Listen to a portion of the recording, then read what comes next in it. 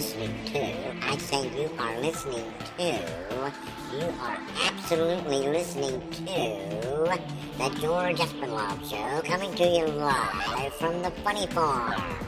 Now, with no further ado, here comes Georgie!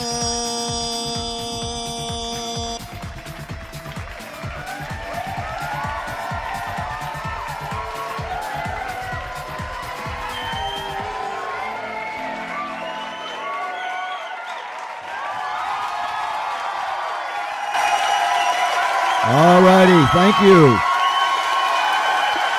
Thank you very much.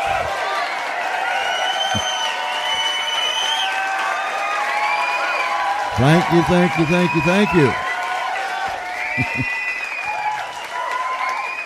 you. Ladies and gentlemen, boys and girls, friends, Romans, and countrymen, whether you're down the street, around the corner, across America, or somewhere around this world, you're listening to the George Espenlaub Show, coming to you live. I mean, we are live, like, right now.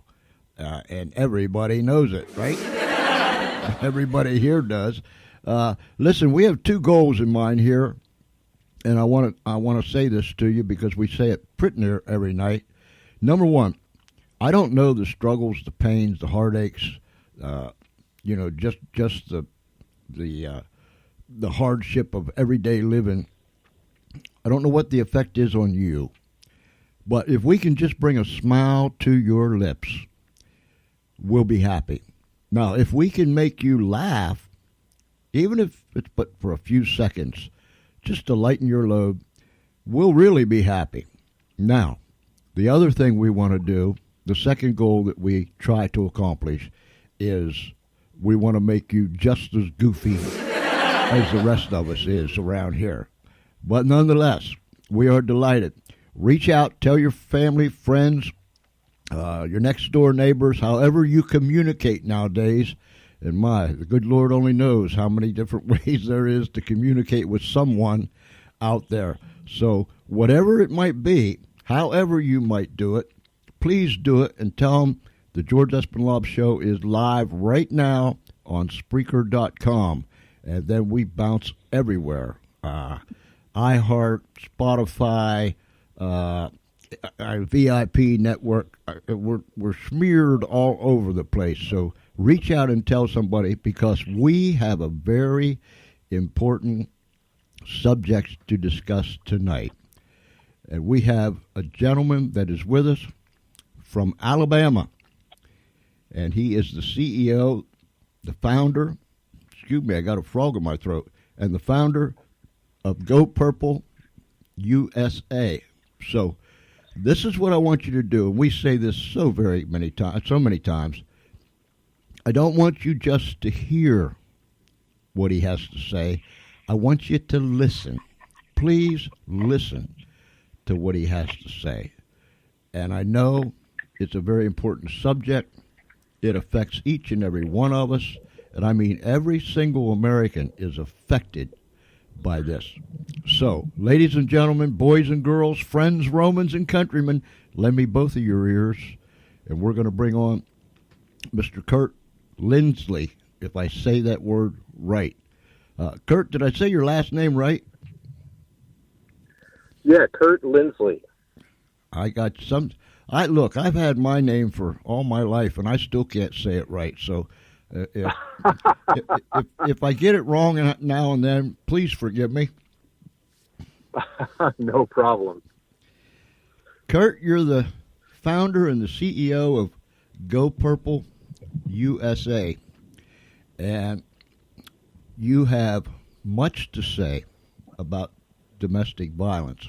And as we was talking off the air, it's a subject that is heart-wrenching, for the lack of a better term. Tell us a little bit about yourself, if you would. Sure. Well, back in the early 2000s, I was serving on the Covington Youth and Family Services Commission. It was a commission of the city of Covington, Washington, which is a suburb of Seattle. I chaired that commission for a couple of years, and what our responsibility was is the city had set aside this pot of money to use for human services. And so there was a number of nonprofits that applied for grant money from the city. And so basically what the nonprofits did is they would fill out an application. It's very lengthy. They would come in and make presentations to our commission. In many cases, we went out and made site visits, and we decided how to divvy up this pot of money that the city had for those issues, those services that were being provided. Well, 3 of the nonprofits that we chose to fund were domestic violence related. There was the local domestic violence shelter in our community. There was a crisis line, and there was also a sexual assault resource center that provided advocacy support for a woman who's going to court. And we really did a deep dive into all of these issues. And the thing that really became so apparent to me was the issue of domestic violence was far, far greater, far more serious than I had ever realized before. And it really became apparent that there was not really a lot being done to deal with the issue in comparison with the magnitude of the problem. And so that kind of started me on a journey. In 2004, I co-founded the Covington Domestic Violence Task Force with Victoria Throm, who is the city's liaison to our commission. And so we started working in our community to raise awareness about the problem of domestic violence, to provide education, to help people find out what resources were available in case they or someone they knew was going through that. And also we worked on raising funds for people that needed to flee. One of the causes or things that really struck me was that the vast majority of women that needed to flee a domestic violence situation, there was not enough room in shelters for them to go to. So the term they use for that is bed nights. And so the vast majority of people who needed to flee a domestic violence situation really did not have any place to go. And that just really, to be honest, it just broke my heart. And so Victoria and I had this idea and dream to launch this task force and begin working on initiatives in our community. From that, we started an initiative called Purple Light Nights. And the idea behind Purple Light Nights is that purple is a color that's associated with the cause against domestic violence. And October is Domestic Violence Awareness Month. And so the idea is for city, businesses, residents to hang up purple lights during the month of October as a way to symbolically show support for survivors of domestic violence. And we started this in our community, and surrounding communities in the greater Seattle area heard about what we were doing. They started initiating Purple Light Night events, and it really gained a lot of momentum. The Purple Light Nights campaign was endorsed by Governor Christine Gregoire, the Attorney General of the state of Washington, Rob McKenna, Congressman Dave Reichert, all came out and spoke about Purple Light Nights and encouraged people to get involved in that cause. And it literally took off and spread across the United States and Canada. And as of last October, we've had official Purple Light Night events in 32 states and 4 provinces in Canada, as well as some other countries, England, in Guam, Australia, different places around the world. And so one of the characteristics that's also become a part of the Purple Light Nights campaign in many of the communities that do this is they'll light up some of the prominent landmarks in their community purple. So, for example, the city of Houston, Texas, did a Purple Light Nights campaign a few years ago, and they lit up 5 of the most prominent landmarks in Houston purple. And then they held a press conference with the purple buildings in the backdrop, with the mayor and police chief and some other dignitaries, again, as a way to draw attention to the problem of domestic violence and to talk about where people could go to get help to deal with this problem. It truly is a problem of incredible magnitude when you consider the statistics and how many people are affected by this. Wow. My mind was just sitting here racing. Of course, it usually does that, but no, I was really thinking about this subject. So that all started when you was in the state of Washington, correct? That's correct. How did you end up in Alabama?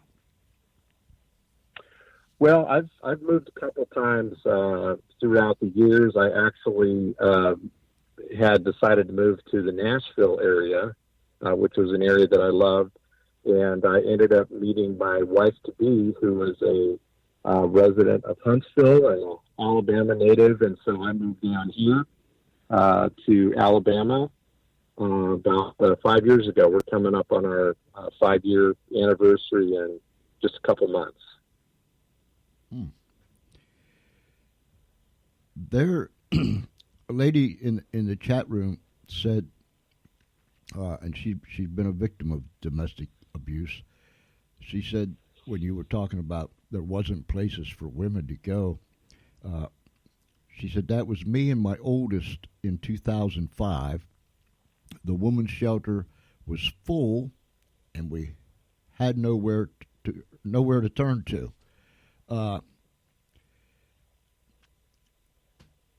You've seen. I'm really sorry to hear that.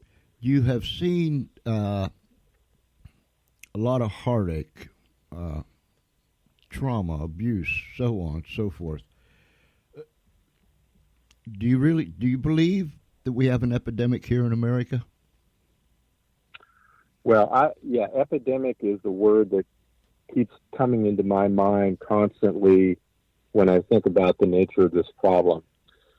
Statistically, 1 out of 4 women and 1 out of 9 men, actually some statistics show that number could be as high as 1 out of 7 men, but conservatively, 1 out of 4 women and 1 out of 9 men in the United States at some point in time in their life will be a victim of domestic violence.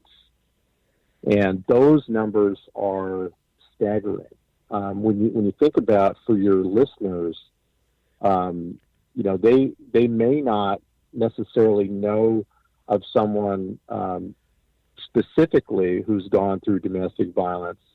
But when you think about the people that you know in your life, your family, your friends, your coworkers, your neighbors, when you think about 1 out of every 4 women and 1 out of every 9 men will experience this at some time in their lifetime, this is a real problem that really affects everyone, because all of us know people who have gone through this and have been impacted by this. And part of the problem with this whole issue is that so often it gets suppressed, it gets pushed under the carpet. People are not aware of the signs of what to look for.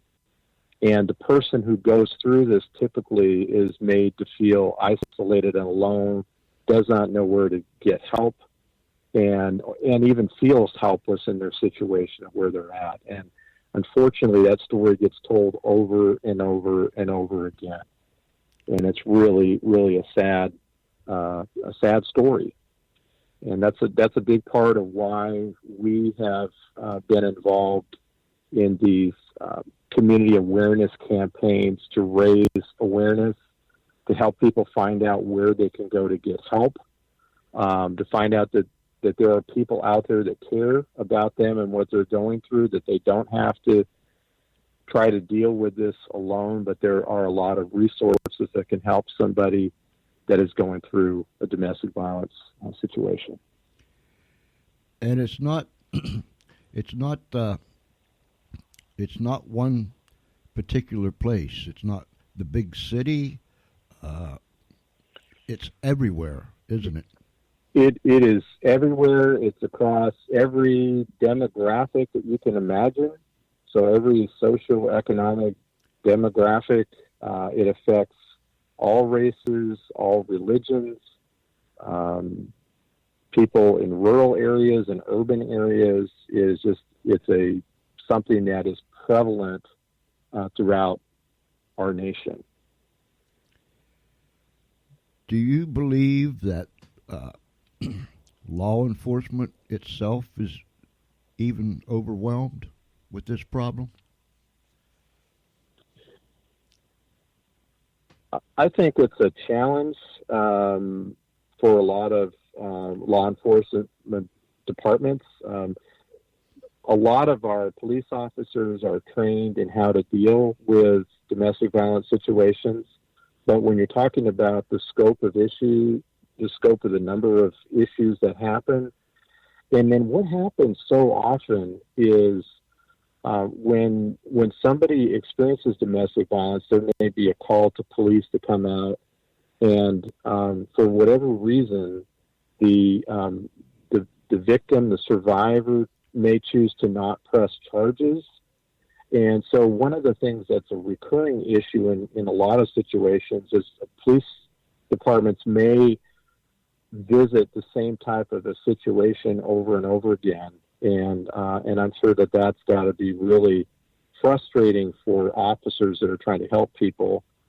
And again, for the person that's in that position, that's going through that, it's kind of a hard dynamic for those of us who haven't gone through that to understand it necessarily. But it's a really scary thing to even leave a domestic violence situation because you're afraid of how the perpetrator is going to react in that situation. A lot of times there's threats of killing the person, of extreme violence, if don't you ever leave, and threats that are made. And so a lot of times the person who's in that position really feels helpless, and they're scared to take that step that, on the outside we might think, well, why don't they just leave? Well, it's a lot more complicated than that for most people that are going through that. Is there, how do I want to say this? I'm sure that most of us, if not all of us, know of someone who was a victim in domestic violence. Do you find out that there are people that knows about what's going on, the abuse and so on and so forth, but yet, so many people will look at something and say, nah, I just don't want to get involved. Do you find that in your work? I think that is a factor in a lot of cases. A lot of times people might suspect that there is domestic violence going on, but they either don't know how to respond to it appropriately to help somebody, or they just feel, well, that's their issue and they'll work it out. Or maybe they haven't really wrestled with this issue of understanding of how violence is never appropriate in any relationship, and that shouldn't happen. And unfortunately, sometimes for something like this, especially for we see this pattern with perpetrators, it tends to get passed on from generation to generation. So somebody that grows up in a household where domestic violence has occurred, where they've seen one or both parents, treating each other, treating their children in a violent manner, that becomes learned behavior. And even though they recognize that this is an awful thing, that they don't, they can't stand it when they're in it, it becomes a learned behavior from being around that environment. And so often what children learn growing up ends up getting acted out as they're adults. And so there's really a sense of urgency in helping to break the cycle of domestic violence from one generation to the next. And really a lot of what our awareness campaigns are about, it's really about saying enough is enough. We as a community are going to take a stand against this problem. This is a huge problem that shouldn't just get pushed under the carpet and get ignored.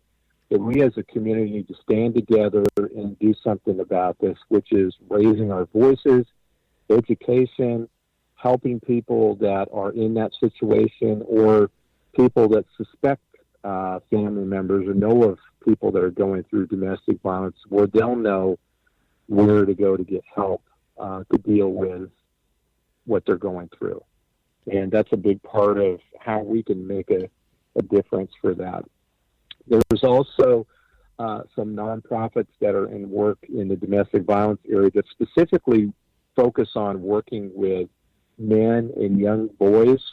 There's a program in Nashville called the Amend program that is a mentorship type program that works with a lot of college and high school coaches and athletes that are from middle school and high school that are helping boys to learn the proper values of learning to treat other people with respect. And, the value of every person is important, and really just learning that and understanding that is really critical. Are there some telltale signs of an abuser? Yeah, I would say the first thing that really jumps off the page of a typical abuser is a controlling personality. So the most common characteristic is someone who's very controlling. And by that, what I mean is what they do is they isolate the victim or the survivor. A lot of times they will cut them off from other relationships that they have with family and friends. They'll make them dependent upon them. And a lot of times it starts out where the person who's in that relationship appreciates the amount of attention and maybe a lot of affection, things that's shown to them. But it basically is a manipulative process where the perpetrator is isolating this person to depend on them. A lot of times that also means depending on them for financial issues. So they've got control of whatever money there might be in the household. And a common thing that also ties in with that is examples of stalking, where they're monitoring any communications they have on their cell phone and email and watching them and kind of keeping an eye on them. So there's really a controlling aspect to it. Some of the other characteristics that are real common in a perpetrator would be someone who exhibits signs of extreme jealousy, possessiveness, someone who's very unpredictable, that's maybe acting normally and then just suddenly flies off the handle. Their behavior is kind of all over the map. Of course, exhibiting a bad temper can be a sign of someone that has a problem with this. One of the things that we also see that gets exhibited even from the time of a child growing up, where they see learned behavior, is cruelty to animals. A lot of times someone will act out and treat animals cruelly, and with the underlying root of that being a lack of respect for life. And a lot of times that pattern ends up advancing from injuring and killing animals to treating women and treating other human beings with violence and inappropriately. So that's another common characteristic that we see as well. I guess, Curt, if we just drew a big circle on a piece of paper and then just write domestic violence in the middle of it, that thing would have so many tentacles that just reaches near, far, and wide, wouldn't it? Yeah, it sure would. When you just consider how many people are affected by this, just not only the physical aspect of it, and that with people suffering injuries, but you think about all of the other aspects of domestic violence. The emotional scarring, the emotional damage that happens to someone who's treated that way.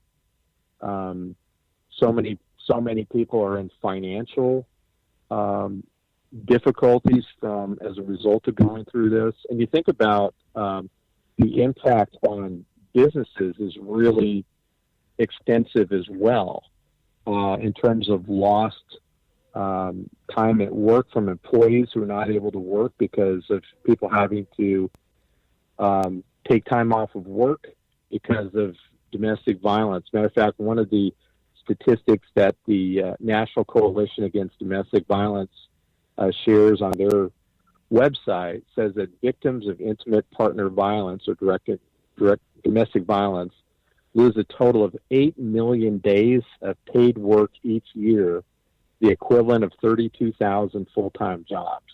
Wow. So it has a huge impact on our economy, as well as just all the other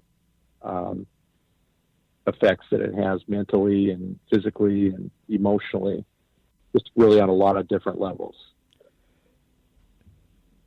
And so all those tentacles coming out of that circle labeled domestic violence, it's reaching right into the fiber of America. It really is. And again, it's something that it's easy to, go on living our life. If it's not happening in our own immediate family, we can go on living our life and not really think a whole lot about it. And yet, the fact is, every one of your listeners is going to know a number of people who this is their reality. This is their life. This is what they've experienced already, or they're going through it currently, or maybe it's something that'll happen in the future. And so when you're looking at numbers like that, it can't help but have an impact on everyone because it affects our relationships. It really just, like you said, it impacts all aspects of our lives, all aspects of society. Ladies and gentlemen, we have with us tonight Curt Lindsley. Lindsley. Yeah, I'll get it. Lindsley. Okay. Lindsley, that's it. You got it. Lindsley, I got it. Okay. He is the CEO and the founder of Go Purple. Now, we'll put these up on our show page after the show, first thing in the morning.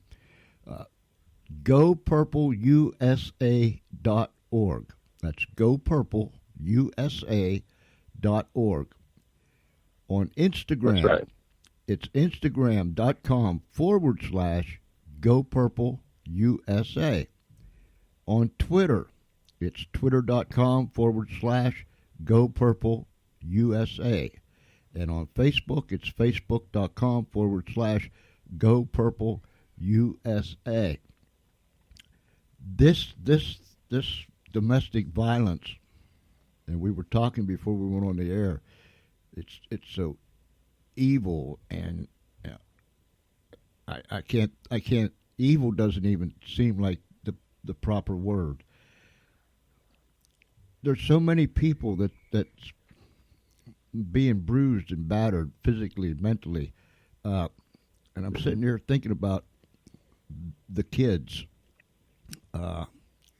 and how you said that some kids that grew up in the home where there was domestic violence end up repeating and doing the same thing. That's right. When women find themselves in this position, and for whatever reason it is, they feel that they can't leave. Is there someone or some place they can go to, and they can help them see the need to get out of a very dangerous situation? Yes, there are some great resources that are available, either to people that are personally experiencing domestic violence or for those who know people or suspect people are going through that, to be able to get some help with trained counselors that have a lot of experience in dealing with this issue. One of the best resources is the National Domestic Violence Hotline. That's a toll-free number that's available 24/7, and it's staffed by people that are experienced in dealing and giving advice and input with this issue. The phone number for the National Domestic Violence Hotline is 800-799-7233. So that's going to be a great resource. Again, that's 800-799-7233. And that is the another recommend. I'm sorry. Go ahead. That's the National Domestic Violence Hotline. Yes, that's correct. Okay. Another resource that I would highly recommend is the National Coalition Against Domestic Violence. Their website is N for national, C as in coalition, A as in against, D for domestic, and V violence, NCADV.org. And they are one of the largest nonprofit organizations that works on this issue of domestic violence across the nation. Now, one of the things that is a great resource for people, regardless of which state they might live in, whether they live in Delaware or they're in a different state around the United States, each state has their own state coalition against domestic violence. So you can do a search online, pull up the Delaware Coalition Against Domestic Violence, New York, virtually every state has that. And you'll find their website and also their phone number.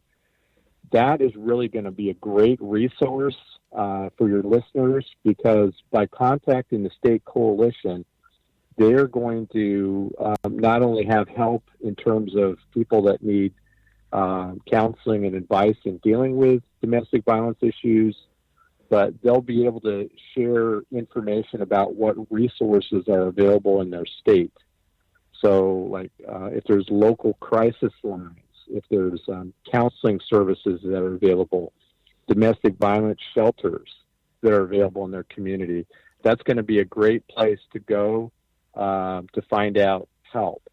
And so one of the ways that somebody could access it, either by doing a Google search and looking for the State Coalition Against Domestic Violence, or just going to the National Coalition Against Domestic Violence website, and there will be links from there to be able to access the state sites.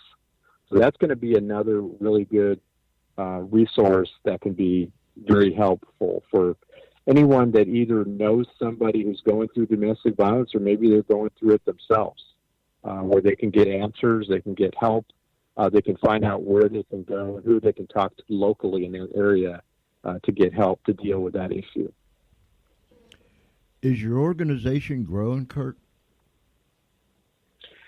It has. Our program with the Purple Light Nights that we started back in 2004, we initially, the task force we started in 2004, the Purple Light Nights campaign started in 2006.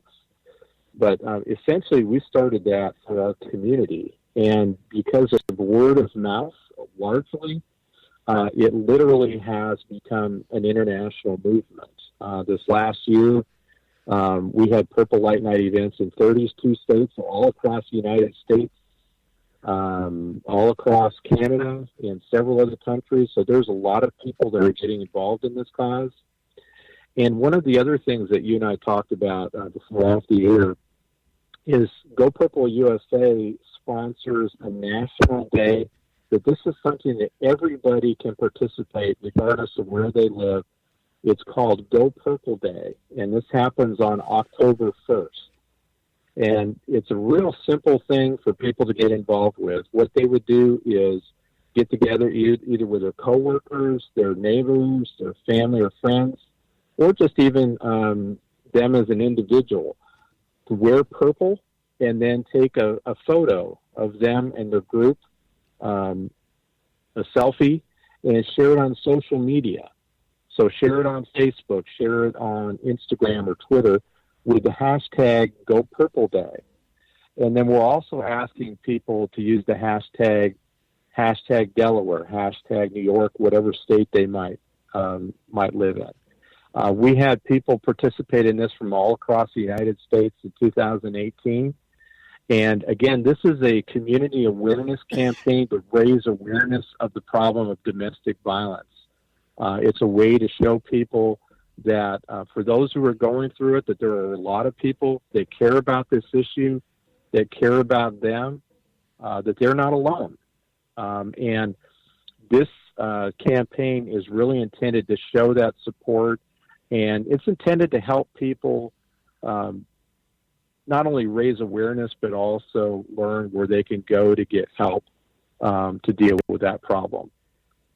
So that's a big part of what we do at Go Purple USA is we're promoting the Go Purple Day as well as the Purple Light Night campaigns and helping to engage people to get involved in this cause. And one thing I'll just add to this, we talked a little bit about the characteristics of a typical perpetrator previously. Because of that type of a controlling relationship that often happens, so often the victim really feels isolated and alone, and they feel, in many cases, they feel helpless, like they don't know where to go to get help, they don't know what to do, they feel trapped. And this is one of the real points of emphasis of why a campaign like this, a community awareness campaign, is so important, because it takes people like you and me to take a stand and say enough is enough, to let people know that, hey, there are people here that care about you, that care about what you're going, and you can get help. That you don't have to remain in this situation. There are resources that you can go to get help and deal with this problem. And it's really a way of us raising our voices and saying enough is enough. Let's get involved in this cause. Let's raise awareness. Let's do something to make a difference. And just, we're talking about an epidemic problem, literally, with 1 out of 4 women and 1 out of 9 men. And it takes a lot of voices to raise that awareness piece and to get the word out. My wife, my wife of 51 years is out there somewhere listening. I know she's always listening. Mm-hmm. So, Mom, let's mark, and it won't be too long. Let's start this campaign, Mom, and we'll start it right here at the George Espenlaub Show, and the whole gang. We'll get our purple. We'll take our our pictures, and we would put what hashtag Delaware Go Purple Day.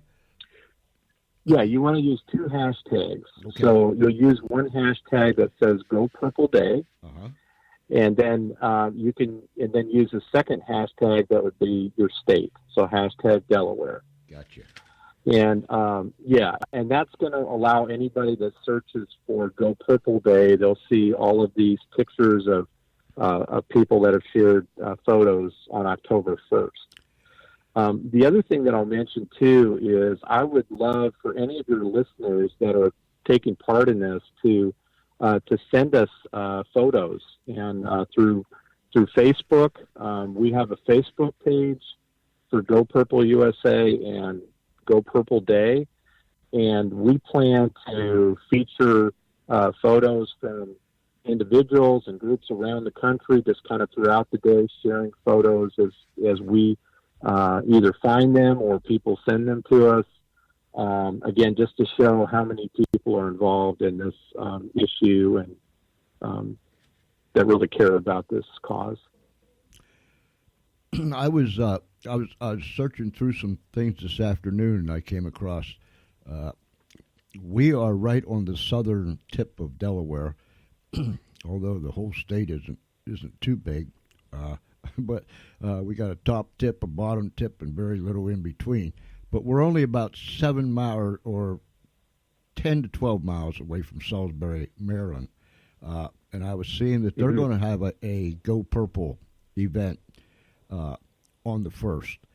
And I'm sure there's other communities right around us that'll do the same thing. So, Mom, if you're listening, if you accept this mission, let's start it, and we got to get on the ball, because this is what, the 16th of September already. So That's right. Let's push this thing out there. I know a lady in South Dakota who has experienced these things. Thank God she's fine now. She's happy. She has a loving family, and so on and so forth. I know that beyond a shadow of a doubt that they'll be involved on Go Purple Day.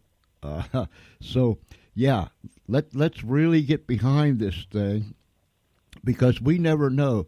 There may be someone in the crowd observing, walking by, whatever, and that someone could be a victim of domestic violence, and all of a sudden she sees these things, and it brings hope where there was no hope. Exactly. That is fantastic. So let's push out there, all of our listeners, wherever you're listening. Let's get this Go Purple Day and Go Purple Month. Let's start the campaign so we can help people. And we may never know, Curt, who we help, but as long as somebody helps somebody, somebody's going to benefit to the good. That's exactly right. National Domestic Hotline, 800-799-7233. Give me the NCADV, the National... Yeah, National Coalition Against Domestic Violence. And their website is ncadv.org.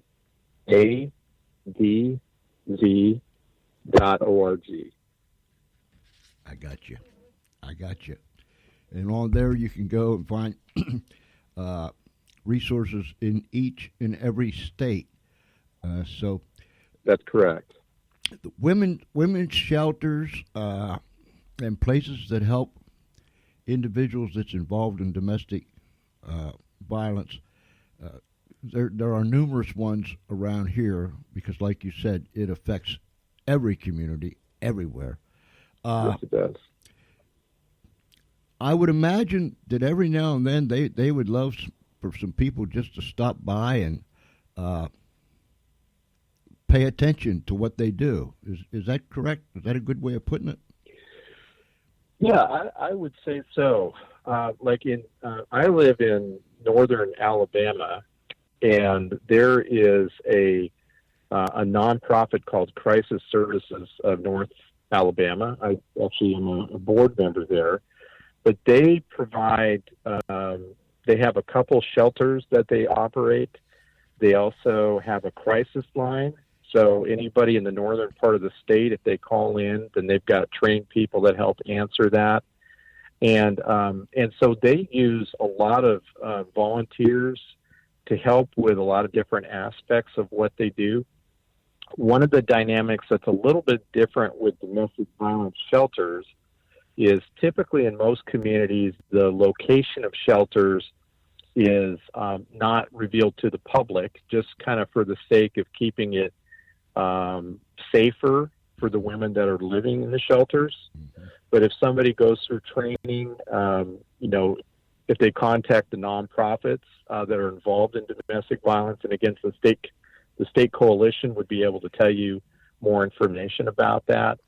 Then there's opportunities for people to help, whether it be in a shelter or helping with a crisis line, or in a variety of ways of just working within the community to get the word out and really to get involved and help make a difference. One of the areas that people will volunteer at as well for crisis services, this is one of the areas of volunteers they have, is they have some people, women typically, that'll volunteer to go with a woman who's going to court to provide some extra support, some moral support when they have a court hearing that occurs. So that's another way that somebody can be involved as a volunteer. Really, a lot of in our community, they also have some women who've been trained that will ride along with police officers that are calling on a domestic violence situation, and they'll be there as a resource to kind of help. So there's a lot of different aspects or ways that people can be involved in this issue. If we just open our eyes and see, and our ears to listen, there is much that we can do. That's right. That's right. Curt, my heart is, how do I want to describe? My heart is heavy, but yet I've been enlightened, I've been challenged, and I really, really appreciate the work that you and your foundation is doing. I can't I can't explain it all the time, but when I think of domestic violence, I hear the babies crying, the kids mm-hmm. crying. It's just an awful, awful, awful thing. And as you said, it's epidemic in this country. And if we the people, it's always we the people, if we the people mount up, and like you said, if we the people mount up and we're saying we're not going to take this no more, then we're not going to take it no more. Bottom line, period, end of sentence, end of story. We're going to get something done. And I just trust and pray that we here and those that are listening and those that will be listening later will just become so challenged by tonight's show that everybody, remember, Go Purple Day, October 1st. Go Purple Day, October 1st. And we're going to start our own campaign right here and hook up with some others. I know there's some others in the area because I saw it. And we'll hook up with them. And my, oh my, once you have one, then you got two. If you got two, you got four, and so on and so forth. Curt, God bless you, sir. Let's stay in touch. You've got my number, my email, and all that good stuff. Please stay in touch. And if I could do anything at all, or if I could do more, please don't hesitate to contact me. Will you do that? Well, I certainly will. Thank you so much. I'm excited to see yourself and your listeners get involved in this campaign. It's going to be fantastic, and I look forward to seeing your photos on October 1st. Yes, sir. Yes, sir. And we'll post more information up on the show page with all these phone numbers, these web addresses, so on and so forth. Let's get out there and get this thing going. Curt, God bless you, my man. That's great. I thank you so very, very much. And in the future, I'd like for you to come back. Well, I would love to. Thank you very much for having me on your show. It's been an honor for me. You're welcome, sir. Have a good night. All right. Well, thank you. You too. Take care.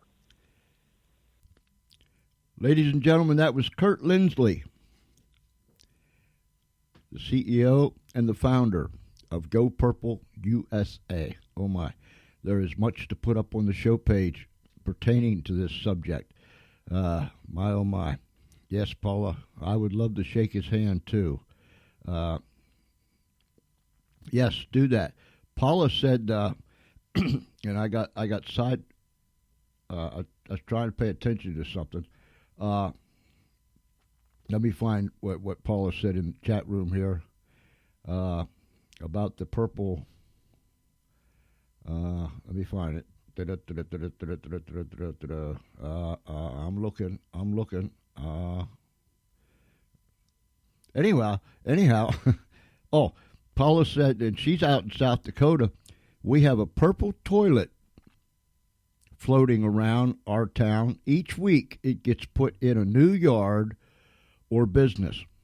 And she's going to send me the pictures. When I get the pictures, when I get the pictures, we'll put them up on the show page. And let's really get behind this Go Purple Day and Go Purple Month. Let's just go purple. How's that? And I'll be back right after this.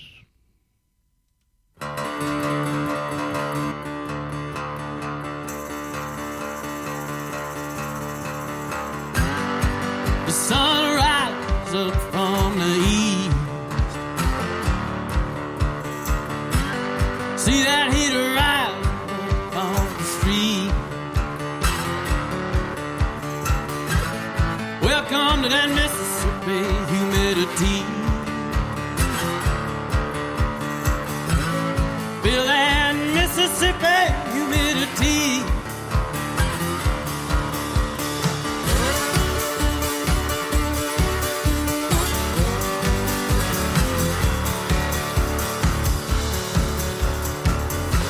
Them hay fields need cutting again. Sweat your ass off, praying for a win. It's so hard to breathe at 110. No, it's hard to breathe at 110.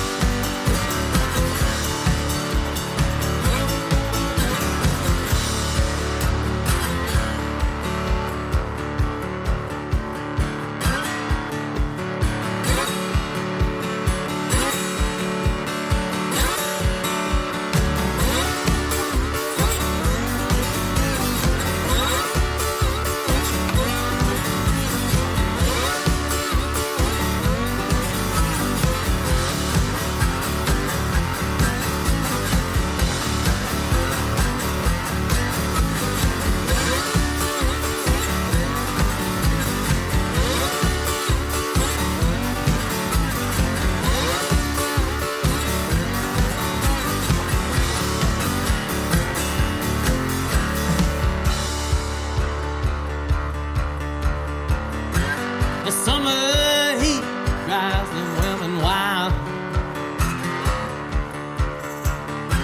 They take off their clothes like it's going out of style. Them boys come a rolling for miles and miles. Have them boys a rolling for miles and miles.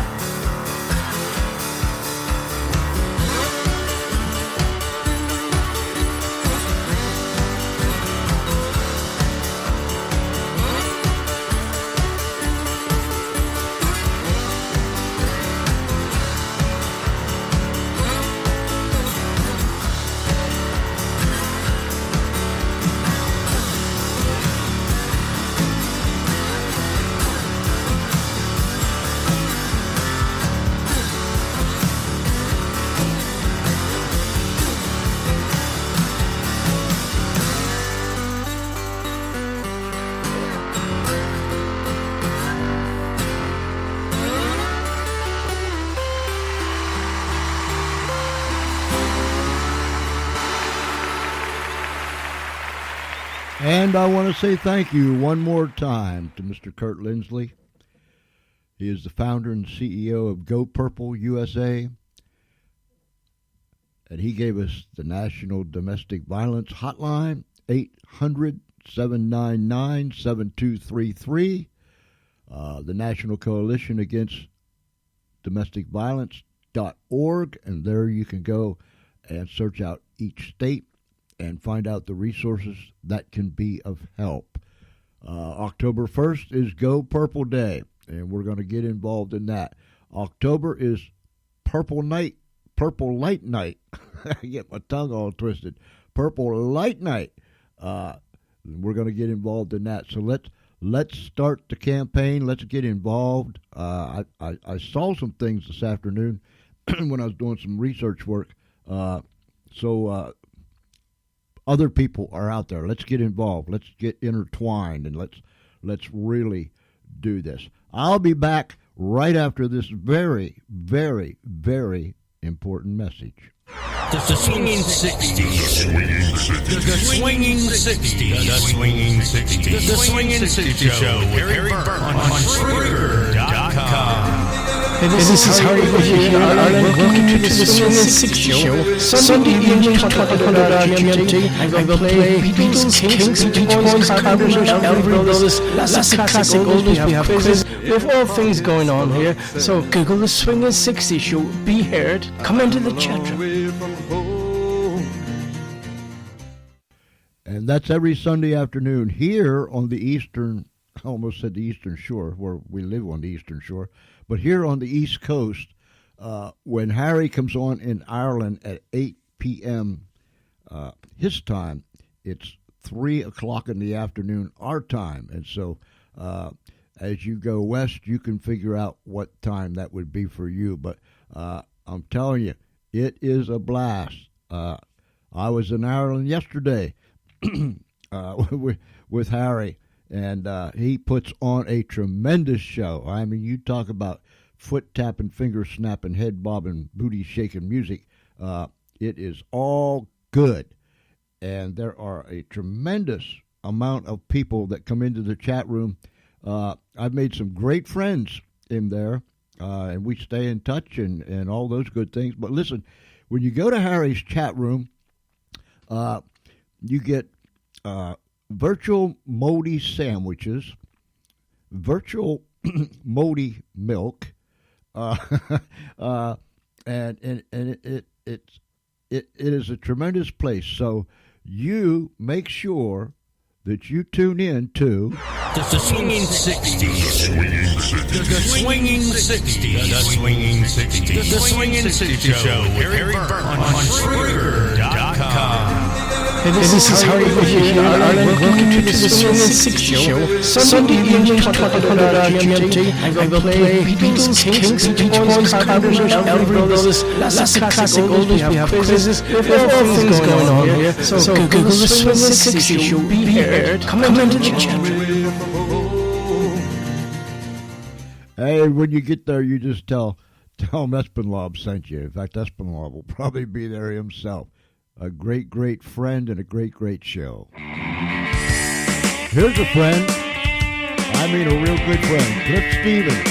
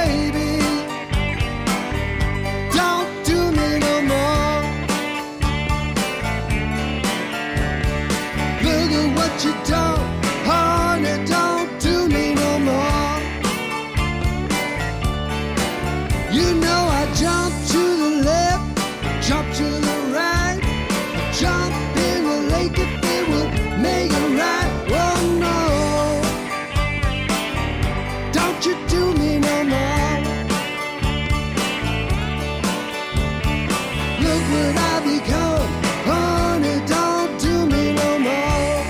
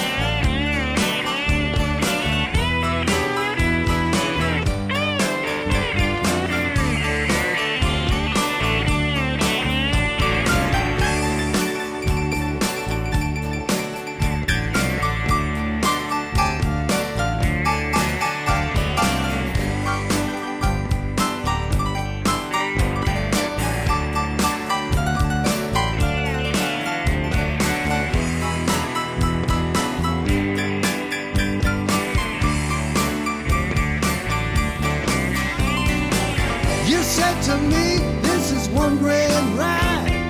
How could I know you had a man on his side? Feel like a fool believing all your lies. What can I do? You got me mesmerized.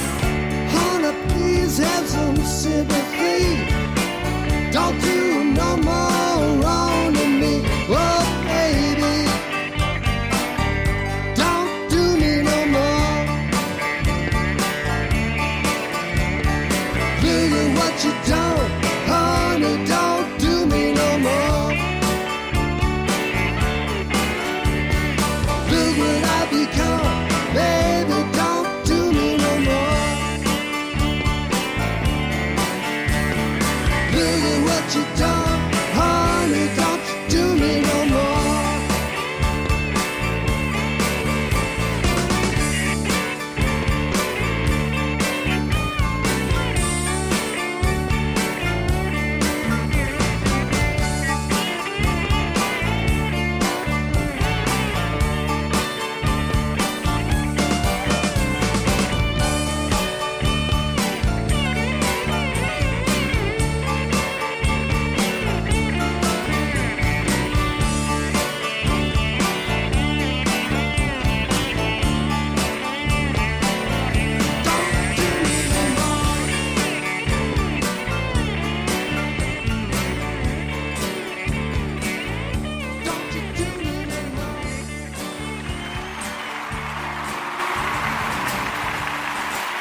And it just wouldn't be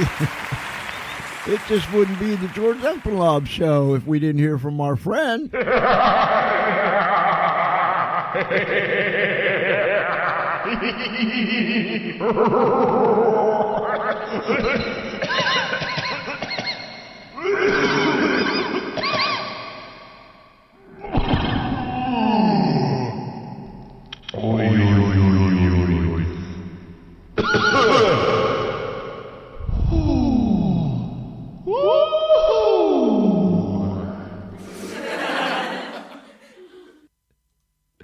Oh my, oh my, oh my. Hey, listen, I want to say thank you one more time to Mr. Curt Lindsley for being with us, the CEO, the founder of Go Purple USA.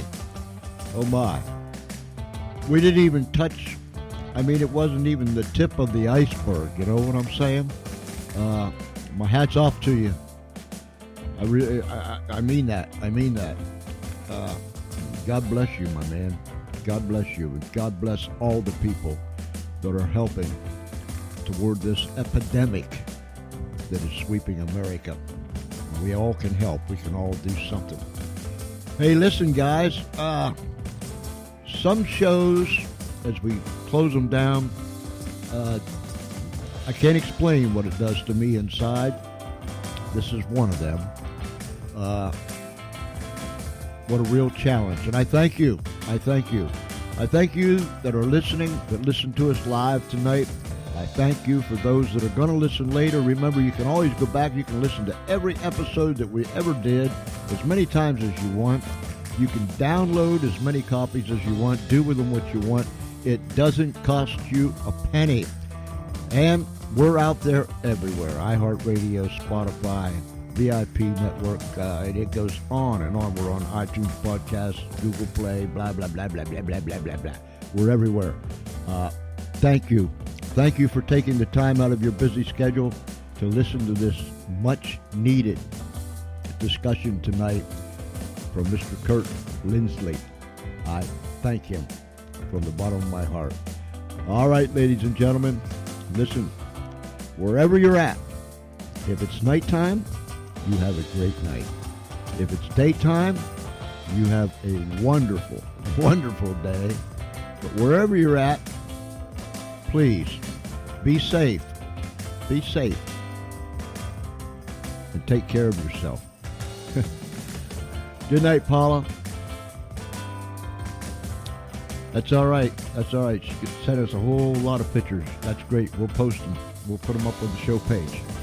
Ladies and gentlemen, boys and girls, friends, Romans, and countrymen, I want you to know that it has been a delight to come on the air one more time, and it's been a privilege to be able to air this program live right here from Spreaker.com. Ladies and gentlemen, you have a great night.